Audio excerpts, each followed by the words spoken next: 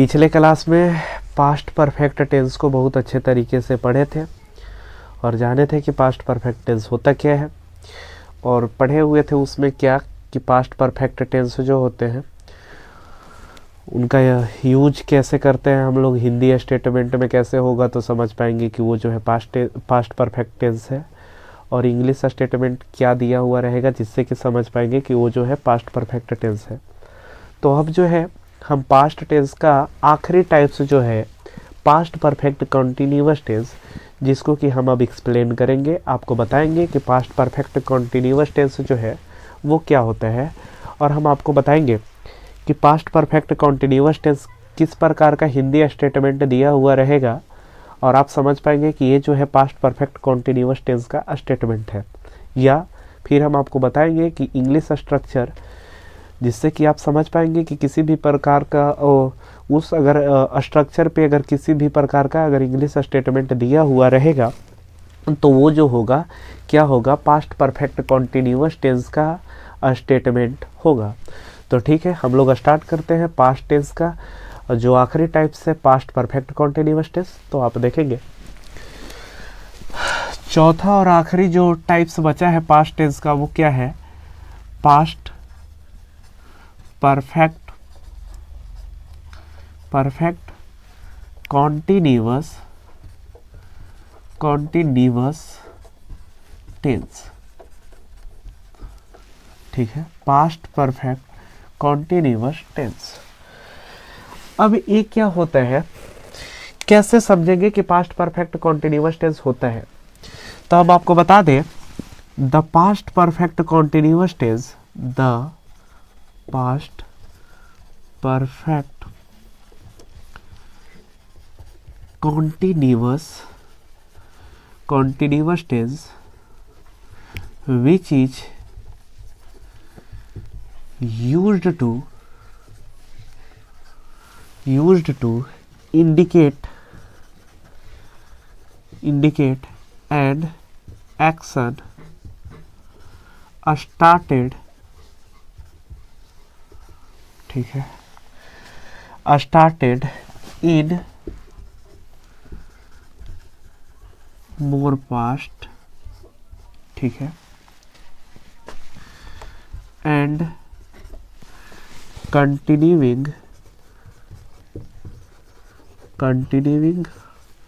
or continued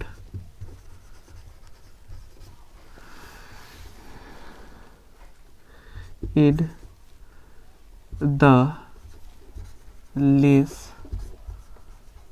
past। ठीक है, अब जो है आप अच्छे से समझेंगे कि क्या होता है।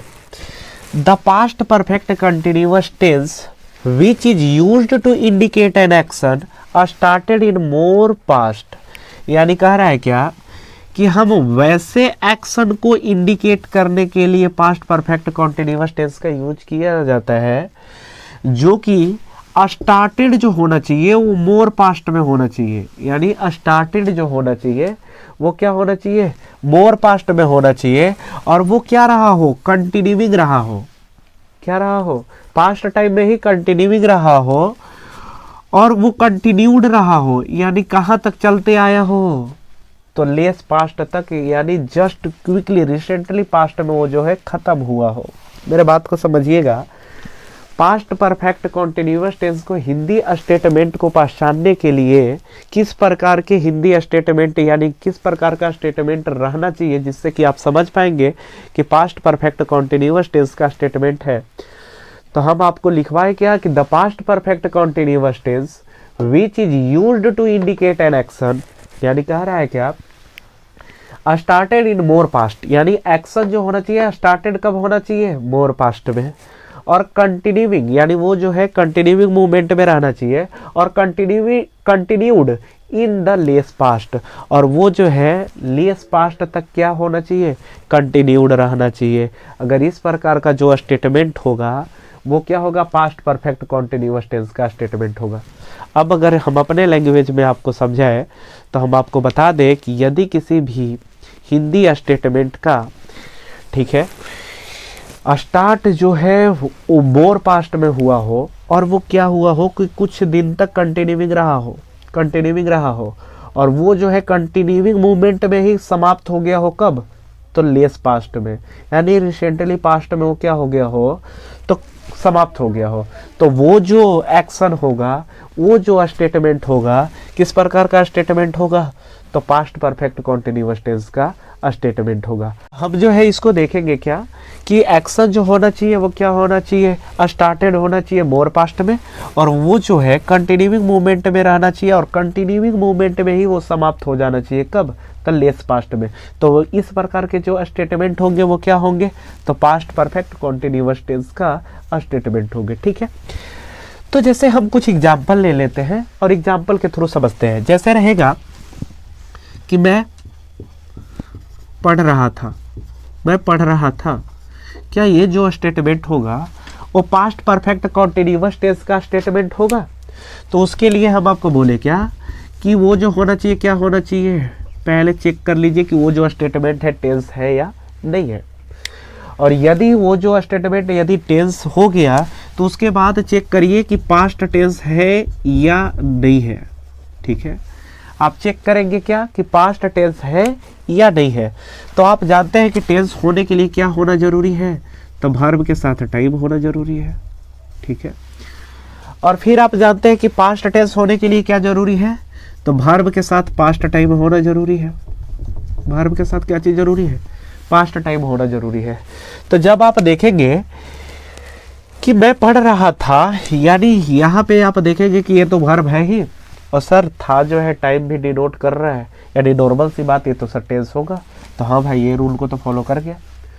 अब दूसरी जो बात है कि पास्ट टेंस है या नहीं है, तो आपको पास्ट टेंस होने के लिए क्या चाहिए? वर्ब के साथ क्या चाहिए? पास्ट टाइम चाहिए। तो आप देखेंगे कि हाँ सर, ये जो है वर्ब तो है ही, और इसके साथ था जो है पास्ट टाइम को इंडिकेट भी कर रहा है सर, यानी नॉर्मल सी बात है कि ये जो होगा क्या होगा? पास्ट टेंस होगा। और जब पास्ट टेंस हो जाएगा तो देखेंगे कि ये जो स्ट्रक्चर है उसको ये फुलफिल कर रहा है कि नहीं कर रहा है। तो क्या कह रहा है मेरा स्ट्रक्चर कि एक्शन जो होना चाहिए स्टार्टेड होना चाहिए मोर पास्ट में। आप बताइए कि एक्शन कब स्टार्ट हो रहा है, इसमें कुछ पता चल रहा है क्या? नहीं पता चल रहा है ना। तो जब इसमें पता ही नहीं चल रहा है कि एक्शन जो है मेरा स्टार्टेड कब हुआ है, तो फिर ये जो होगा पास्ट परफेक्ट कॉन्टिन्यूअस टेंस का स्टेटमेंट जो है नहीं होगा। ठीक है, अब जो अगर हम दूसरा एग्जाम्पल ले लें, जैसे कि रहेगा कि मैं 2004 ईस्वी से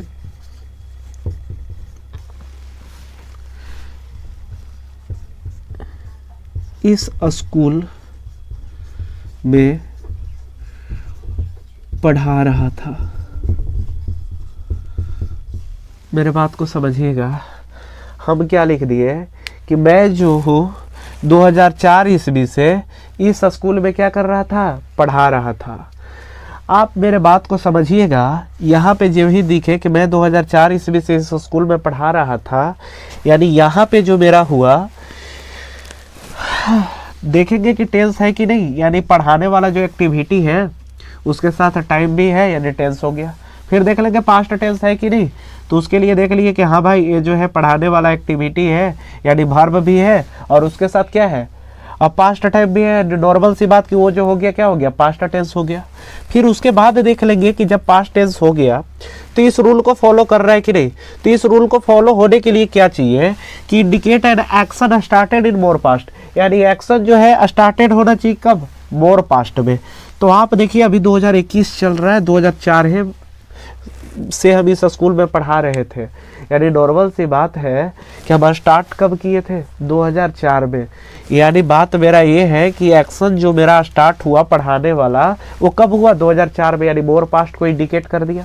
उसके बाद दूसरा बात क्या है कि वो जो होना चाहिए कंटिन्यूड मूवमेंट में होना चाहिए, कब तक? लेस पास्ट तक। हम आपको बोले क्या कि मैं 2004 ईस्वी से इस स्कूल में पढ़ा रहा था, यानी नॉर्मल सी बात है कि अभी अभी हमको क्या कर दिया गया? इस स्कूल से रिलीज कर दिया गया। और जब इस स्कूल से रिलीज कर दिया गया तो हम क्या बोले आपको कि मैं जो था 2004 ईस्वी से इस स्कूल में पढ़ा रहा था, यानी अभी जो है मेरा क्या है?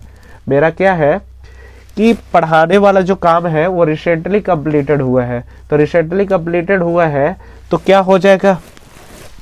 बात बन गया, और जब बात बन गया तो ये जो है इस रूल को फॉलो कर रहा है, यानी लेस पास्ट में खत्म हुआ है, रिसेंटली पास्ट में खत्म हुआ है, तो हम क्या कर लेंगे, इसको समझ जाएंगे कि ये रूल को फॉलो कर रहा है, यानी ये जो होगा पास्ट परफेक्ट कॉन्टिन्यूअस टेंस का जो होगा स्टेटमेंट होगा। ठीक है, तो आप जो है यहाँ से आप हिंदी स्टेटमेंट को अच्छे तरीके से समझ गए होंगे। फिर से एक बार समझेंगे सर कि जो पास्ट परफेक्ट कॉन्टिन्यूअस टेंस जो होते हैं उनका हिंदी स्टेटमेंट या किसी भी प्रकार को स्टेटमेंट बाई अगर उसको समझना हो तो उसके लिए क्या होना चाहिए, एक्शन जो होना चाहिए स्टार्टेड होना चाहिए मोर पास्ट में, और वो कंटिन्यूइंग या कंटिन्यूड मूवमेंट में रहना चाहिए लेस पास्ट तक।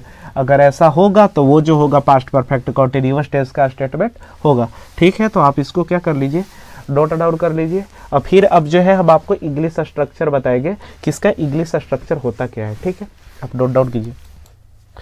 अब जो है हिंदी स्टेटमेंट को हम लोग समझ गए कि कैसे समझ पाएंगे कि वो जो है पास्ट परफेक्ट कॉन्टिन्यूअस टेंस का स्टेटमेंट है।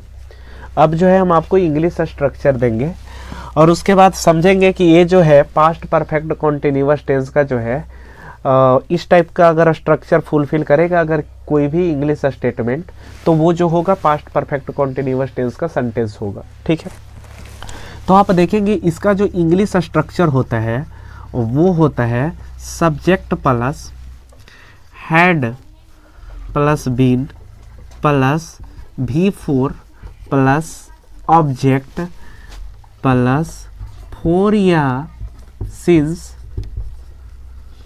Plus other word. ठीक है सर, ये जो स्टेटमेंट, ये जो स्ट्रक्चर है ये इंग्लिश स्टेटमेंट का स्ट्रक्चर है। अगर कोई भी अगर इंग्लिश स्टेटमेंट इस स्ट्रक्चर पे अगर दिया हुआ है तो वो जो होगा क्या होगा, पास्ट परफेक्ट कॉन्टिन्यूअस टेंस का स्टेटमेंट होगा। जैसे उसमें क्या होना चाहिए, सब्जेक्ट होना चाहिए, हैड बीन होना चाहिए, V4 होना चाहिए, ऑब्जेक्ट होना चाहिए, और फिर क्या होना चाहिए, फोर या सिंस होना चाहिए। तो हम जो है फोर और सिंस का यूज जो है स्पेशली एक अलग वीडियोज में बना चुके हैं और बता चुके हैं कि वहाँ पे फोर और सिंस का प्रयोग कैसे करते हैं। यदि आप फोर और सिंस के यूज का जो वीडियो बनाया हुआ है अगर आप उसको नहीं देखे हैं तो प्लीज़ पहले आप उसको देख लीजिए, जिससे कि आपको समझ में आ जाएगा कि फोर का प्रयोग किसके साथ करते हैं और सिंस का प्रयोग किसके साथ करते हैं। ठीक है, तो अब ये जो इंग्लिश स्टेटमेंट है जैसे रहेगा कैसे, यहाँ पे रहेगा कि I had been teaching in this school since 2004। इसका मतलब क्या हुआ, आप जब देखेंगे कि हाँ सब्जेक्ट के स्थान पे ये है, हैड हेल्पिंग वर्ब यूज कर ही गया, बीन आ ही गया, उसके बाद V4 क्या है, टीचिंग, और इन दिस स्कूल ये जो क्या कर दिया, ऑब्जेक्ट को, और फोर या सिंस का यूज में सिंस का यूज हो गया, अदर वर्ड क्या आ गया, 2004 आ गया। यानी ये जो है इस रूल को क्या कर रहा है, फॉलो कर रहा है। यानी इस प्रकार का जो स्टेटमेंट होगा वो क्या होगा, पास्ट परफेक्ट कॉन्टिन्यूअस टेंस का स्टेटमेंट होगा। अब सर यदि इसको क्या करना होगा, हिंदी जैसे बनाना होगा, जैसे कि कोई हिंदी स्टेटमेंट दिया रहे, जैसे रहेगा कि वह 4 वर्षों से कोशिश कर रही थी। तो पहले नंबर आप देख लीजिए कि ये जो हिंदी स्टेटमेंट है इस रूल को फॉलो कर रहा है कि नहीं कर रहा है।